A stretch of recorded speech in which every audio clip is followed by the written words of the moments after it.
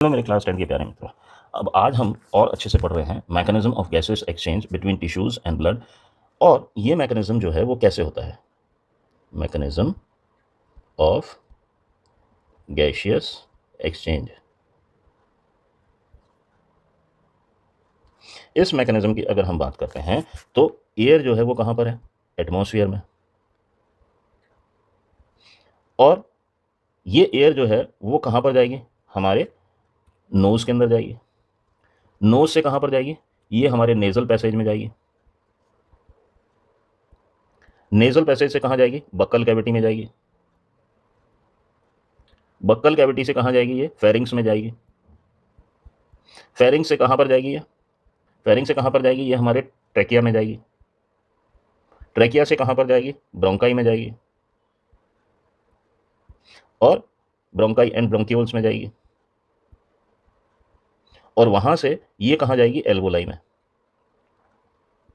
Alveoli क्या है, एक सेक लाइक स्ट्रक्चर है। तो इस तरीके से पूरा जो है ये रास्ता है जिसके अंदर एयर जो है वो हमारे एल्वोलाई तक पहुंचेगी। अब सारा काम जो है वो एल्वोलाई के अंदर होगा, जो कि एक्सचेंज का होगा। तो एल्वोलाई की अगर हम बात करें तो ये एल्वोलाई है, ठीक है, ये एक एल्वोलाई है। एल्वोलाई के अंदर क्या है, ब्लड कैपिलरीज है। ये ब्लड की खूब सारी न्यूमरस, यहां तो मैं एक दो ही बनाऊंगा, लेकिन वैसे खूब सारी ब्लड कैपिलरीज जो हैं वो पाई जाती हैं। ये क्या है, ब्लड कैपिलरीज। ये ब्लड कैपिलरीज के अंदर क्या फ्लो कर रहा है, ब्लड कैपिलरीज में फ्लो कर रहा है हमारा ब्लड। ये ब्लड है, ये हो गया ब्लड।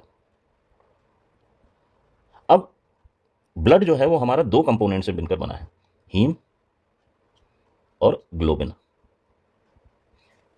ग्लोबिन तो क्या है, एक प्रोटीन है। और हीम क्या है, रेड कलर पिगमेंट है। सारा खेल हीम का है, यानी ये हीम या हीमोग्लोबिन, ये क्या है, ऑक्सीजन के साथ भी रिएक्ट करते हैं और कार्बन डाइऑक्साइड के साथ भी रिएक्ट करते हैं। हीमोग्लोबिन जो है वो ऑक्सीजन के साथ मिलकर क्या बनाता है, ऑक्सी हीमोग्लोबिन बनाता है। कार्बन डाइऑक्साइड के साथ मिलकर क्या बनाता है, कार्बोक्सी हीमोग्लोबिन बनाता है।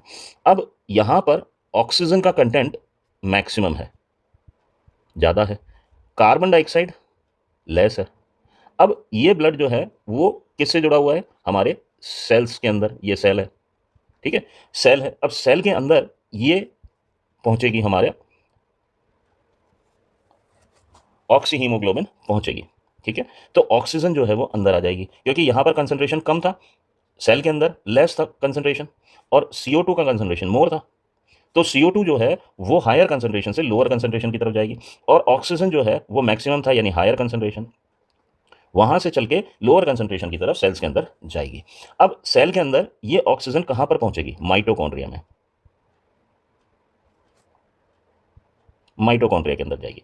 अब ये माइटोकॉन्ड्रिया जो है इसके अंदर क्या फॉर्मेशन होगा, ATP का, यानी एनर्जी का फॉर्मेशन होगा। तो इस तरीके से अगर हम देखें पूरा मैकेनिज्म जो है वो हमारा होता है एक्सचेंज ऑफ गैसेस का। तो एक बार दोबारा से रिवाइज कर लेते हैं कि गैसेस जो है वो नॉस्ट्रल्स या ट्रैके के अंदर गई, और पूरा जो है वो क्या है, नोज के अंदर गई, नेसल पैसेज के अंदर गई, बक्कल कैविटी में गई, फेरिंग्स के अंदर गई, ट्रैके के अंदर आई, ब्रोंकाई और ब्रोंक्यूल्स के अंदर गई, फिर एल्वोलाई के अंदर आई, ठीक है। उसी तरीके से यहाँ डायग्रामेटिक रिप्रेजेंटेशन दे रखा है।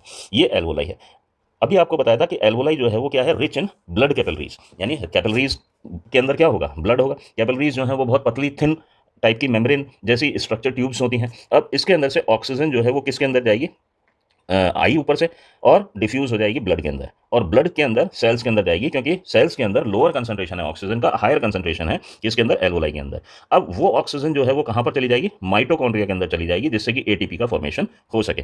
कार्बन डाइऑक्साइड, क्योंकि मेटाबॉलिक प्रोसेस लगातार सेल के अंदर चल रहा है, उसकी वजह से क्या होगा कि वहां पर कंसंट्रेशन सेल्स के अंदर कार्बन डाइऑक्साइड का ज्यादा हो जाएगा, और कार्बोक्सी हीमोग्लोबिन का फॉर्मेशन हो जाएगा, और उसकी वजह से फिर वापस ये एल्वोलाई तक पहुंचेगी, और फिर वहां से एल्वोलाई से ब्रोंकाई ब्रोंक्यूल्स के अंदर जाएगी, ट्रैके के अंदर जाएगी, फेरिंग्स के अंदर जाएगी, बक्कल कैविटी में जाएगी, और फिर नेजल पैसेज में, और नोज के थ्रू ये वापस एयर एटमॉस्फेयर के अंदर चली जाएगी। तो ये पूरा प्रोसेस जो है वो होता है। उम्मीद करता हूं आपको अच्छे से समझ में आया होगा। Please like, share, subscribe and follow my channel. Thank you.